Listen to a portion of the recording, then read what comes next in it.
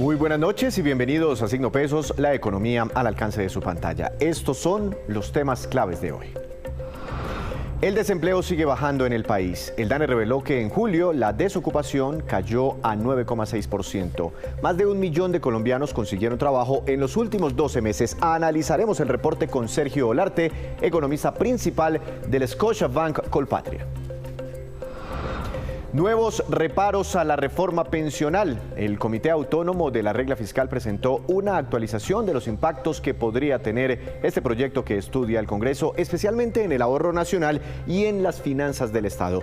Nos acompaña también Andrés Velasco para explicar este documento. Gobierno invierte en formación digital. El Ministerio de las TIC anunció un presupuesto de 20.000 millones de pesos para abrir cursos de programación y otras áreas de las tecnologías. Les contamos en dónde dispondrán de estas capacitaciones.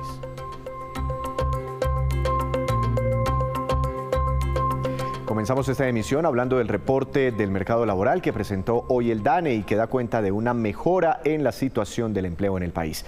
Doctor Sergio Olarte, economista principal del Scotiabank Colpatria, buenas noches, bienvenido a Signo Pesos, ¿cómo está? Víctor, muy buenas noches, un gran saludo para usted y para todos los televidentes de Signo Pesos. Le tengo la pregunta del millón.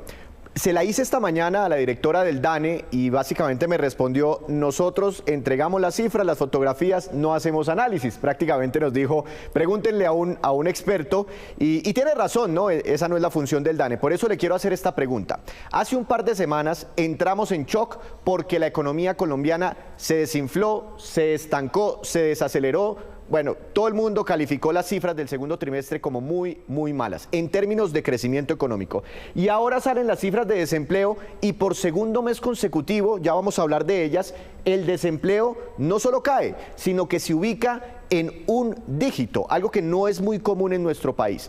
¿Por qué si estamos teniendo un enfriamiento económico tan fuerte, está cayendo el desempleo? ¿No debería ocurrir lo contrario?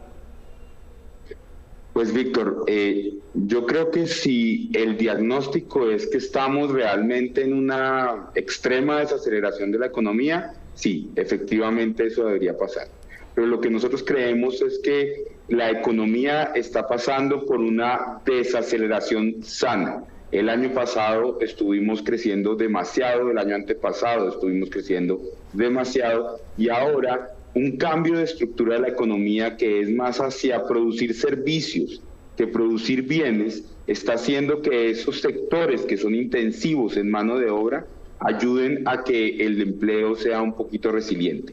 Eso no va en contravía de que haya una desaceleración, que este año crezcamos poco, pero que sigamos creciendo y que lo que estemos haciendo es un año de transición hacia algo un poco más sostenible. Entonces pensamos que una cosa sí se puede hablar con otra y lo que toca es ver realmente cómo está o qué sectores son los que están aportando al crecimiento del empleo y si esto es sostenible en el largo plazo. Claro, porque muchos se preguntan, si se desacelera la economía, ¿no debería al contrario subir el desempleo en Colombia? Ahí está entonces su respuesta. Miremos el dato, sobre todo esta parte de la gráfica, lo que tenemos aquí seleccionado.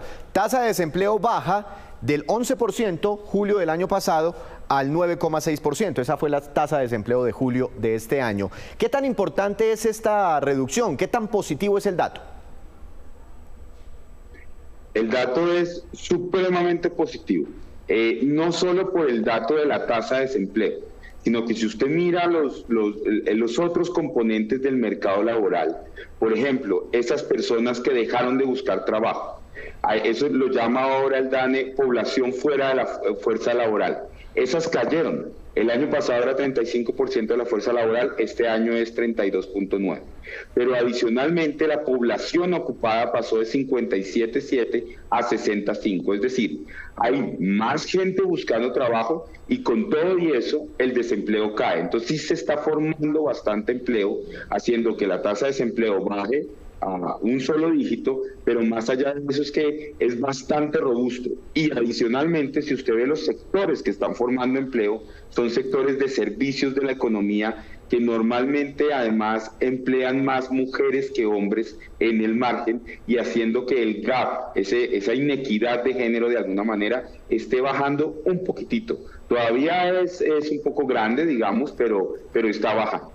Ah, bueno, pero ese era otro dato importante de las cifras de desempleo, y es que se cierra un poco esa brecha entre el desempleo para las mujeres, y que es mucho más alto todavía frente a los hombres. Pero aquí hay otros datos interesantes. Mire, población ocupada en Colombia, y usted hablaba un poquitico de eso, fuerza laboral, población en edad de trabajar, pero la población ocupada hace referencia a los colombianos que tienen empleo en este momento, sea informal o empleo formal.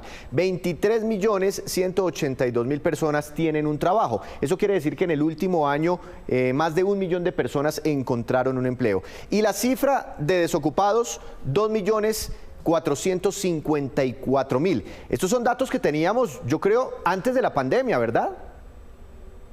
Sí, son datos positivos por donde se le vea. Ahora, también hay que ver la calidad de este empleo. La informalidad también bajó. Es decir, el dato que nos dio el DANE hoy creo que fue algo bastante bueno.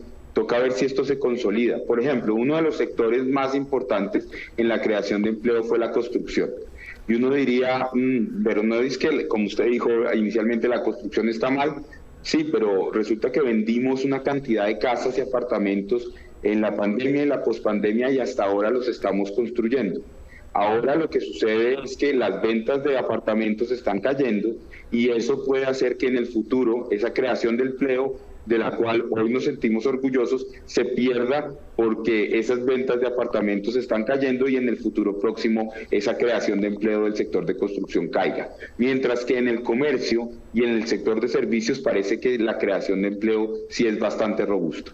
Claro, es que aquí estoy mirando, y lo mismo, la contradicción un poco, doctor Olarte, aquí nos muestra la generación de empleos, esta gráfica, por cada uno de los sectores. Básicamente cada cuadrito de estos es un sector. Usted hablaba del sector de la construcción, y aquí dice, aumentó la generación de puestos de trabajo, o se crearon en ese sector 234.000 puestos en el último año. Y ahí está la pregunta que usted hace. No dice que reportan cada mes que las ventas de viviendas están desplomadas 50-60%. Pero pasemos al renglón siguiente. Actividades artísticas, entretenimiento, recreación y otras actividades de servicio. Me imagino que estos son los conciertos y los eventos. Aquí sí hay como que una lógica, ¿no? Porque uno va a los estadios y a los conciertos y son repletos. Aquí se generaron 218.000 empleos. Sí, definitivamente. Yo creo que la estructura de la economía en el mundo, pero pues estamos hablando de la economía colombiana, cambió un poco, y el sector de servicios, de prestación de experiencias, está siendo muy robusto. Y esto es positivo para el empleo en tanto es intensivo en mano de obra. Hacer un concierto no se puede robotizar de alguna manera. Un restaurante necesita meseros. Ir a cine necesita de gente que me venda las boletas, que me venda las crispetas. Ese tipo de cosas están haciendo que el empleo sea mucho más resiliente que la economía como un todo. Mientras que la pobre creación de empleo está en la parte de bienes. Estamos viendo lo de construcción, que es un poco rezago de lo que se vendió en pandemia y pospandemia, pero lo que sí vemos es que sectores mucho más convencionales de la economía no están siguiendo con esa dinámica que sí está siguiendo, por ejemplo, lo que usted habla de los conciertos y de la recreación y el deporte. Doctor Olarte, paso al siguiente cuadrito, porque ahí vuelvo yo como con esa pregunta que todavía no entiendo. Comercio. ¿Por qué? Porque aquí el presidente de FENALCO, que es el gremio de los comerciantes, cada rato sale con un informe que llevamos tantos meses consecutivos cayendo. Y no solo eso, las propias cifras oficiales de ventas al comercio minorista del DANE muestran contracciones en el sector. Entonces uno no entiende, se contrae el sector, se contraen las ventas, pero generaron en el último año 176.000 empleos y están en el top 3. Sí, mire, yo vuelvo a mi argumento. Creo que estábamos demasiado acostumbrados a que nos vaya demasiado bien. El año pasado el consumo de los hogares creció como 9% en términos reales. El año antepasado también un montón. Entonces el comercio al por menor, pues si el año pasado crecí mis ventas, voy a poner un ejemplo, 25%, este año tengo que crecer el mismo 25%, ¿cómo no? No, estamos en un año de transición con unas tasas de interés más altas, con una inflación que le está haciendo mella al ingreso de los hogares, y eso es lo que queríamos para bajar la inflación. Lo que pasa es que en ese transcurso creamos una cantidad de empleos y los empresarios y los comerciantes, por fortuna, son resilientes. Deshacerse de ese empleo es muy costoso, sobre todo cuando en el margen yo creo que sí estamos viendo algo de recuperación de ese consumo de los hogares, con una tasa de cambio más baja, con una expectativa de que el Banco de la República deja de subir sus tasas de interés y eventualmente las va a bajar. Entonces esa creación de empleo que fue durante un año, esos 200 y pico mil de empleos que creó el comercio, fue durante todo este año, o sea, entre julio del año pasado y julio de este año, y eso hace que los empresarios estén un poco tranquilos de todas maneras. Sí se ha desacelerado, no nos está yendo tan bien como el año pasado, pero eso no quiere decir que el mercado no esté creciendo, que no esté robusto, y por eso es que pensamos que esto es un año de transición más que una crisis como algunos lo quieren mostrar. Una última pregunta, doctor Olarte, y bueno, definitivamente por donde uno mire hay cifras muy buenas del mercado laboral, muy buenas. Pero mi pregunta es, ya llevamos 2 meses consecutivos con tasas de desempleo por debajo del 10% y ustedes dicen a eso se le llama un dígito, ¿sí? Para evaluar, digamos, los informes del mercado laboral. ¿Será que de aquí a un año, si los próximos 10 meses se mantendrá la tendencia así como para completar todo un año, todo un ciclo con un desempleo estructural en Colombia en un solo dígito? Es una pregunta muy difícil, Víctor. Nosotros pensamos que no.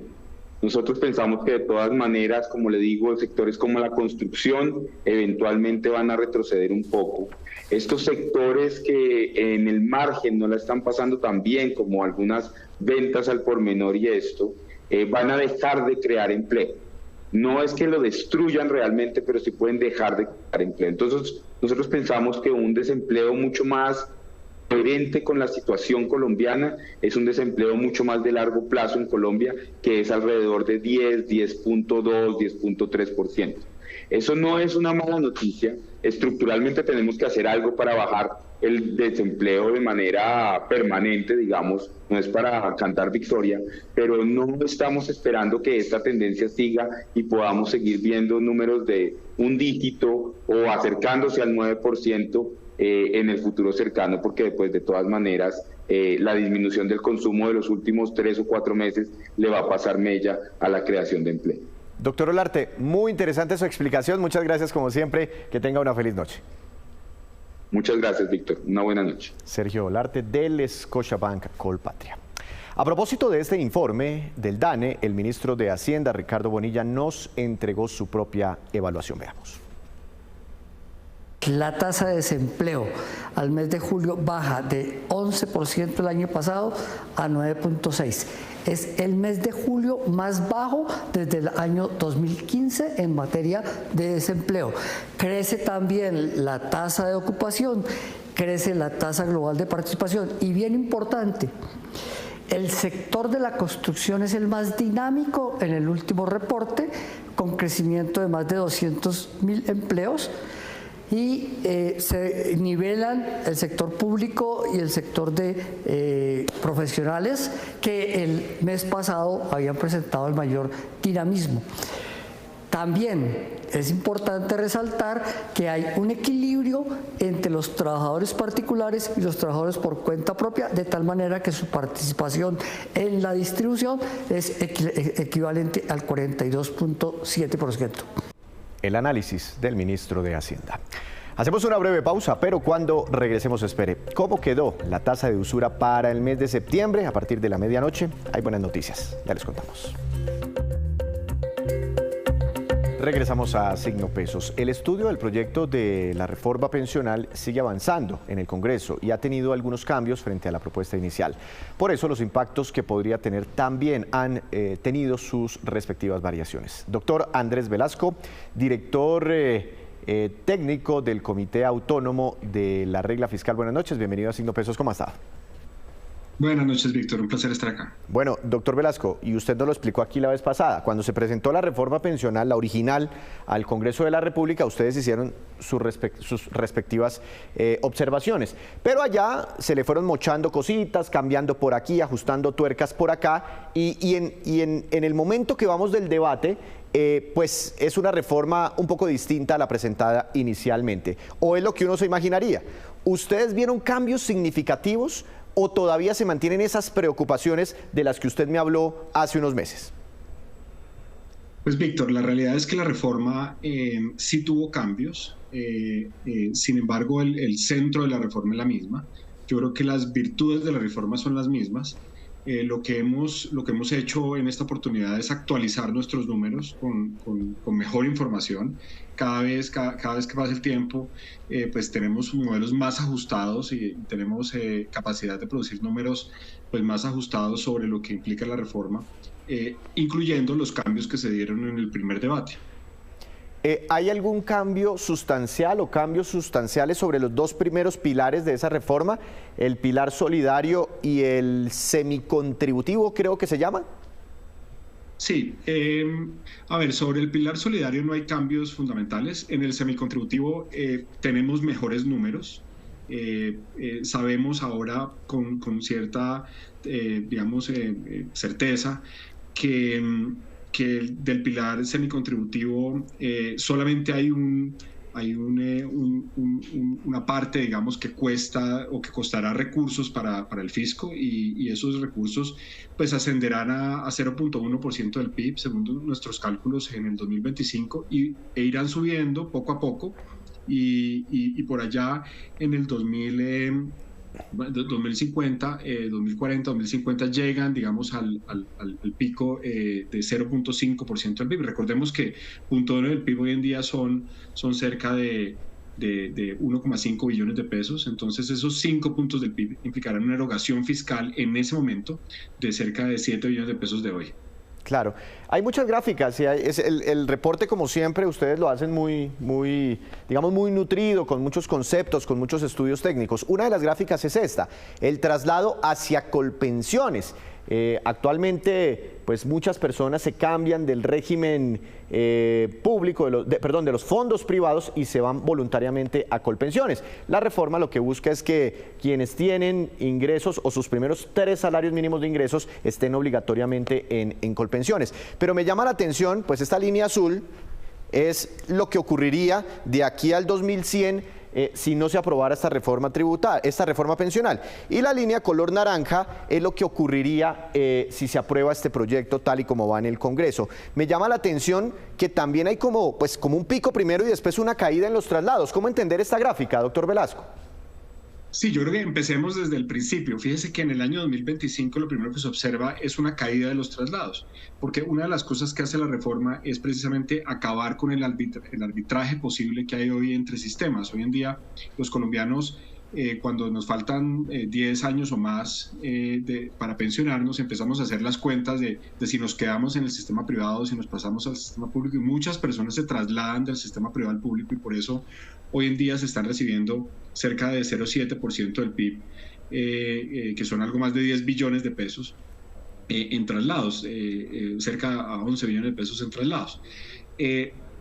Con la reforma, lo que se abre es una ventana que se llama la ventana de las personas que quedan en transición, de las personas que quedan, digamos, en medio de los dos regímenes, y se les dice a las personas que hayan acumulado más de 1000 semanas, con la versión nueva, a los hombres que hayan acumulado más de 900 y a las mujeres que hayan acumulado más de 750 semanas, se les dice, ustedes todavía se van a poder trasladar. Entonces ahí hay dos grupos, unos que están a menos de 10 años, ¿cierto? Y esos, digamos, se anuncian que se van a trasladar y se empiezan a trasladar, digamos, en esa primera parte de la gráfica, y esa burbuja que usted ve por allá en los años 40 y 50 es el segundo grupo, que son aquellas personas que están a más de 10 años de pensionarse, que entran en la transición y que van a decidir pensionarse en ese momento, trasladarse en ese momento. Entonces se crea esa burbuja. se crea como ese pico. Bueno, ustedes tienen muchas más gráficas, aquí hablan del impacto sobre el ahorro, en fin, son muchos temas que podríamos analizar, pero yo sí le quisiera preguntar si al final con estos cambios que ya ha tenido la reforma pensional, sigue siendo muy grande el impacto fiscal, o si en algún momento ustedes están trazando aquí una línea desde hoy hasta el 2100, porque estos temas pensionales hay que mirarlos de largo plazo, si en algún momento nos quedamos sin plata para pagar las pensiones. Pues mire, Víctor, la realidad es que sí es una reforma onerosa para las finanzas públicas. Es una reforma que nos va a costar. ¿Por qué nos va a costar? Porque lo que hace la reforma es traerse las cotizaciones hasta los 3 primeros salarios mínimos de asignación de los cotizantes, ¿cierto?, al sistema público. Y no todo se ahorra. No todo se ahorra de lo que pasa. Entonces, la nación adquiere un compromiso que va a tener que pagar en el futuro. Adicionalmente a eso, hay unos esquemas nuevos, en particular uno que se llama prestación anticipada, que es bastante oneroso porque lo que permite es que la gente, digamos, reciba una asignación a partir de los 65 años, incluso sin haber cumplido las 1.300 semanas que son las que usualmente se necesitan para pensionarse, y después eso se vuelve pensión. Existe otra medida, digamos, nueva en la reforma, que es el tema de que se redujeron las condiciones para pensionarse para las mujeres. Ahora las mujeres se podrán pensionar a partir de las 1.000 semanas. Y existe también la realidad de que como se pasan, digamos, hasta los 3 salarios mínimos a Colpensiones, no existirá los recursos del Fondo de Garantía de Pensión Mínima para costear las pensiones. Entonces, la realidad es que la reforma sí nos va a costar fiscalmente.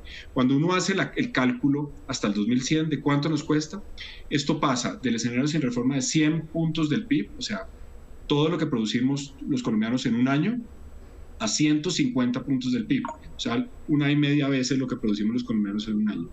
Ese es, digamos, el cambio que nosotros hemos estimado. Fiscalmente, o sea, para las cuentas de la nación, esto va a ser importante sobre todo a partir del año 2070, porque a partir del año 2070 es cuando el fondo de ahorro se agota, ¿cierto? Esos recursos que se ahorrarían del nuevo esquema se agota, y entonces habría un salto de 3,5 puntos del PIB, que es una cifra pues muy grande. 3 puntos del PIB son 45 billones de pesos, 3,5 puntos del PIB son 55 billones de pesos, una cosa así. Un salto en ese año, y a partir de ese año pues el gobierno va a tener que empezar a poner esa plata todos los años para cerrar las pensiones. Bueno, desde ahí dificultades, y estamos hablando de personas que si es el 2070, personas que hoy tienen 20, 15 años, inclusive los que tienen 30, tenemos 30, 40 años, a los que en teoría ya se nos debería estar pagando la pensión en ese momento. Ahí estaría como el primer estrés. Una última pregunta, la principal recomendación o 2 recomendaciones que hacen ustedes para los nuevos debates. Sí, yo creo que le voy a dar 3 que son muy importantes. Primero, el tema del fondo de ahorro. Es muy importante dónde queda ese fondo de ahorro. Es ideal que quede en una entidad legítima que pueda invertir los recursos para ganar rentabilidad, porque entre más rentabilidad tenga, entre mejor manejado esté ese fondo de ahorro, pues más va a permitir que sucedan. Hoy en día el fondo de ahorro está en Colpensiones. Tenemos que estar seguros que Colpensiones operativamente y financieramente, digamos, está en capacidad de administrar ese fondo. Yo creo que esa pregunta es muy importante que el Congreso se la presente, se la haga y que se discuta con el Gobierno Nacional. El segundo tema es el umbral. Entre más bajo sea el umbral que se pase de cotizaciones a Colpensiones, menos son los problemas fiscales y menor es el impacto sobre el ahorro nacional. Si por ejemplo, en vez de pasar 3 salarios mínimos, pasamos un salario mínimo, vamos a tener un ahorro nacional que va a ser 40% del PIB más alto en el largo plazo. Y tercero, el esquema de prestación anticipada, de prestaciones anticipadas, es un esquema que es muy oneroso y que se lleva básicamente casi buena parte del costo de la reforma como lo hemos estimado nosotros. Entonces es importante revisar ese esquema y, por ejemplo, que no quede a partir de 1.000 semanas, sino que se suba para mujeres a 1.150 o que se quede 1.300 para mujeres y hombres. Y parámetros, muy rápido, parámetros hay que moverlos. Parámetros es, por ejemplo, subir la edad en que nos pensionamos o subir el aporte mensual que hacemos a nuestros fondos. ¿Ese tipo de cosas se deberían hacer? Sí, señor. Yo creo que es muy importante abrir el debate sobre la tasa de reemplazo, por ejemplo. La tasa de reemplazo es el promedio de los últimos 10 años hoy en día de las cotizaciones que hemos hecho los colombianos para el régimen de prima media. ¿Por qué no pensar en ampliar, en vez de que sea un promedio de 10 años, que sea un promedio de 15 años o incluso de 20 años, que va a ir mucho más en línea, a poner en línea lo que recibimos en pensiones con lo que hemos cotizado? Y por último, el CARF pide poner sobre la mesa la revisión del tema de los regímenes exceptuados. Los regímenes exceptuados son 2/3 del problema pensional para la nación y no están sobre la mesa de la reforma pensional. No, esos no se están modificando con esta reforma. Doctor Velasco, muchas gracias. Seguiremos hablando. Feliz noche. Un placer, muchas gracias, Víctor. Desde el Comité Autónomo de la Regla Fiscal. Hacemos otra breve pausa, pero ya les contaremos cuáles son los países que consumen más chocolate. Les tenemos el ranking, ya volvemos.